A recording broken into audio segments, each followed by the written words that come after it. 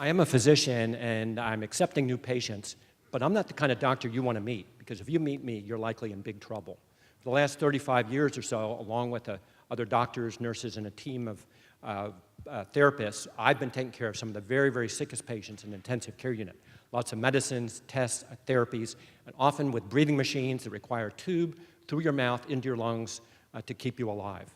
A consequence of your illness and the medicines we use and the machines is that more than 80% of the patients whom I care for, I can't talk to. I can't get permission for tests, therapies. I can't understand what's really important to them. So what that would mean in a room about this size, except for the first couple of rows of $10 seats, the rest of you would need someone to speak on your behalf. Now I wonder how confident you are that in the state of Washington, that you would know who legally can speak for you and what they might say when I begin to ask that person questions about what's important to you. Some of you may know that there are some documents that can help, and one of them in the advance directives is a document that defines legally who can speak for you. In the absence of that, the state of Washington will define that for you, often a spouse, whether living with you or not. If there's no spouse, it would be adult children, all of them. If there are no adult children, it would be your parents, both of them, and then finally brothers and sisters, and all of them. Now, there's another document as part of the advance directives called the Living Will, or a Healthcare Directive.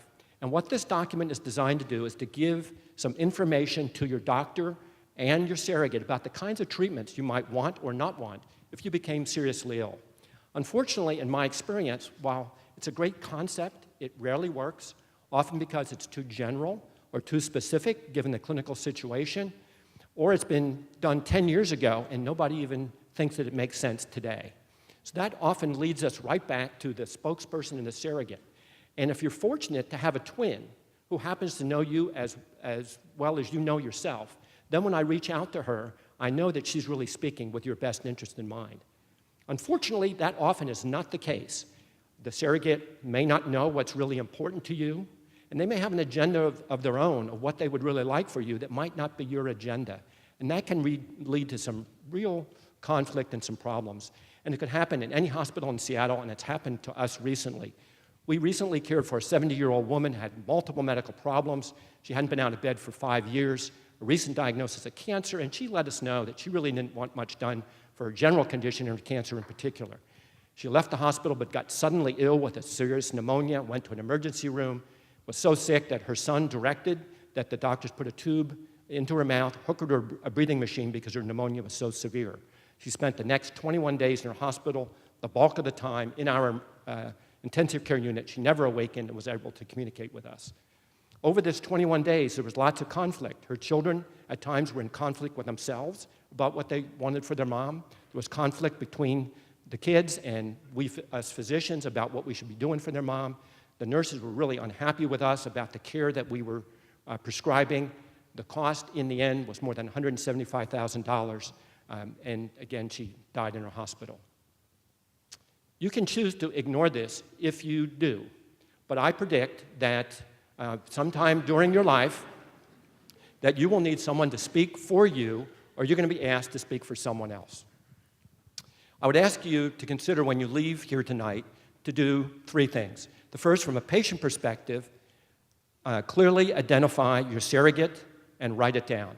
Second is think carefully about what you really, really value. Talk with your surrogate about that. Talk with the rest of the family to get everybody on the same page. Write that all down and get it to your doctor so she knows what you prefer. From a surrogate's perspective, make sure that you've got legal authority to speak for the person who you think you're going to have to speak for. Talk with them about what they value and what's important to them. Get it all written down and, again, get it to the doctor so the preferences are clear. Now, we've talked a lot about documents, but it isn't about documents. It's about what's important to you. And it may be that you like to garden, or you like to go to bingo, you might fish with your dad and your brother, or you might want to just hang with your grandkids. It's really not about the documents. For you see that physicians are experts in what's the matter with you, but only you know what you value and what matters to you. And once we know that, we can assure you get the therapy you want, you don't end up in a breathing machine that you don't want, and you get the care that's really best for you. There are resources out there to help guide this conversation, including the Conversation Project. Thank you for your attention. I hope to never meet any of you professionally.